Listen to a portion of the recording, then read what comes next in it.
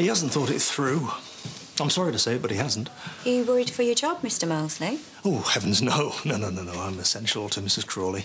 That's what he said. Essential. Oh, yes. We're all essential until we get sacked. You're still here, Mr. Molesley. No, I'd better get back. I wouldn't want them to get home and me not be there to let them in. No, you wouldn't. Not when you're essential.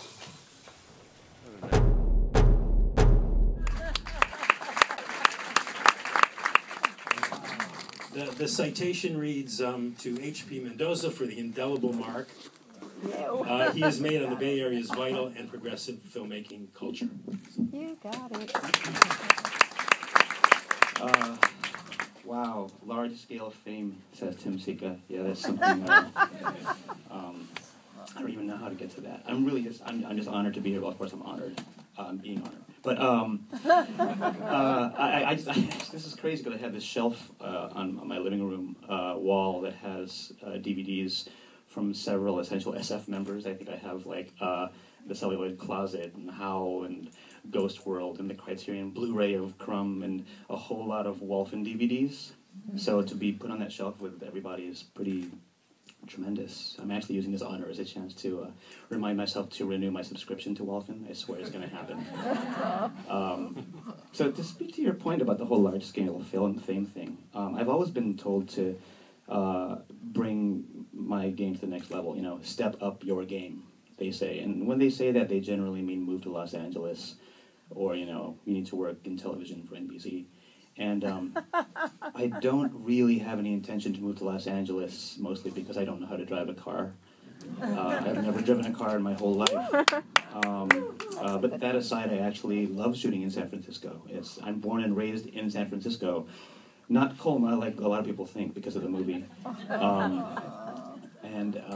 You know, there's this creative undercurrent that you just kind of get swept up in. It's wholly singular when you're surrounded by filmmakers like Debbie Lum and Leo Chang and Barry Jenkins. You just realize how different everything is. You know, that myth that there's this intrinsic need to make the Hollywood blockbuster, that's not baked into our culture.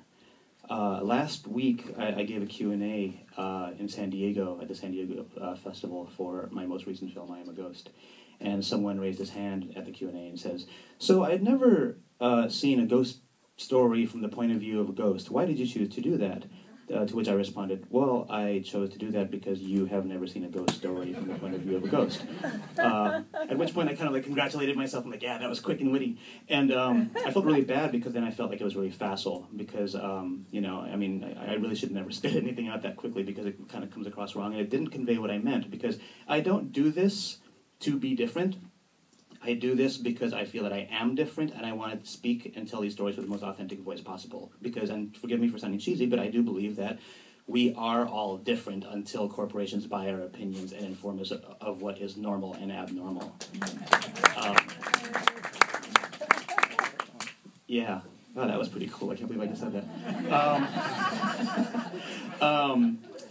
And as far as like new media goes, you know, everyone's kind of like really the term new media is sort of like the new viral and the new meme, and you know it's great. But you know what you have is you have a bunch of organizations and financiers throwing copious amounts of money at YouTube celebrities or Cloud Atlas, which kind of ekes out like the middle class of filmmakers like myself, like ourselves. And yet we still make the films, don't we? We still make them. We still tell the stories with our own voice. There's no need to step up our game. This is our game.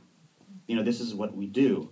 And for as long as I self-finance my films, and for as long as I have no one breathing down my neck and I don't have committees watering down my ideas, why the fuck would I ever make a movie that someone else has already made?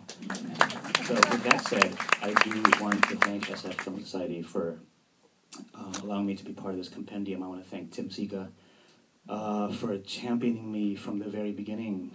This is like going on 8 years ago that we've known each other. I'm a proud San Franciscan, and whenever I find out there's a production happening in San Francisco, I'm really proud. Whenever I find out there's a filmmaker based in San Francisco, I think to myself, I want to meet that filmmaker. I want to meet that person. And when I meet that person, I think I want to work with that person. And hopefully they'll give me a ride to BART. Thank you.